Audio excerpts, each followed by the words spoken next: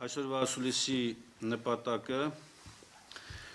որոշակի պարզաբանումներ տալ և ներկայացնել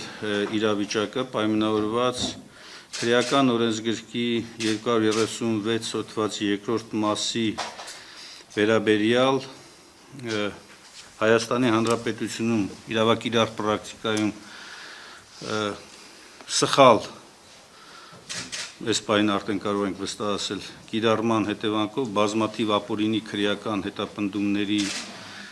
վերաբերյալը այս հոդվածի վերաբերյալ ինչպես գիտեք ազգային ժողովի պատգամավորների առնվազն 1/5 դեռևս 2024 թվականի հունիսի 21-ին ներկայացրել էր դիմում Սահմանադրական դատարան Սահմանադրական դատարանը դիմումի քննությունը կասեցրել էր և դիմել էր Վենետիկի հանձնաժողովին խորհրդատվական կարծիք ստանալու նպատակով և վերջերս արդեն ստացվել է խորհրդատվական կարծիքը, որով հաստատվել է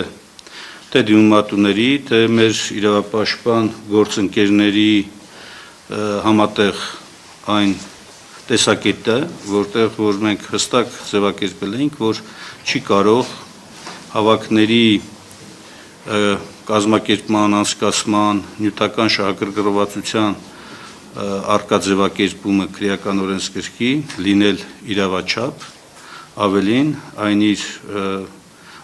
իրավական որոշակիության տեսակետից անհստակության բարձր աստիճանով օգտագործվել է քաղաքական իշխանությունների կողմից պատվեր իջեցնելու իրավապահ մարմիններին, որպեսզի հարուցվեն և իրականացվեն բազմաթիվ քրեական հետապնդումներ։ Ես ուզում եմ հիշեցնել, որ դրանով անցնում են թե քաղաքական կուսակցություններ, ինչպիսին Դաշնակցությունն է, թե շարժումներ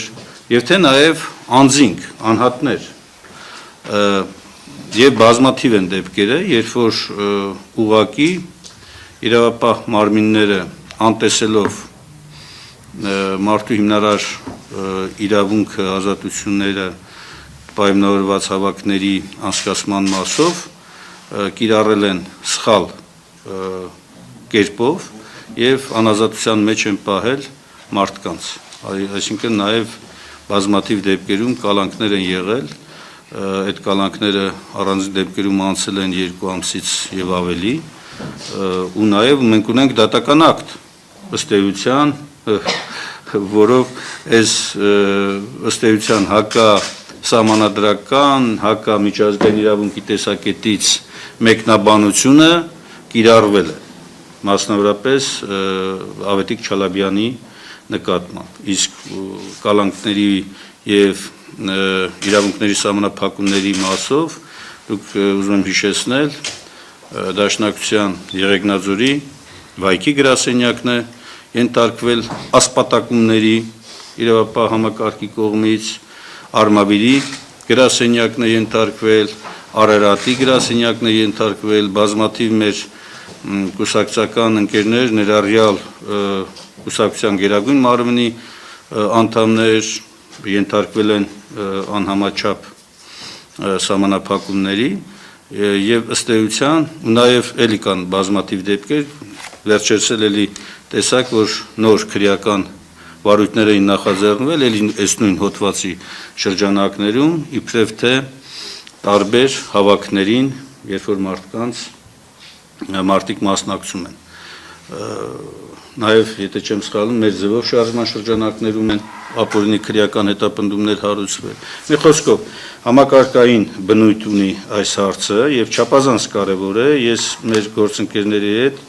պարոն Վարազդատ Հարությունյանի և Վահե Գրիգորյանի, ովքեր ոչ միայն անմիջականորեն ներգրավված են բազմաթիվ գործերով, նաև այս դիմումի պատրաստման շրջանակներում ենք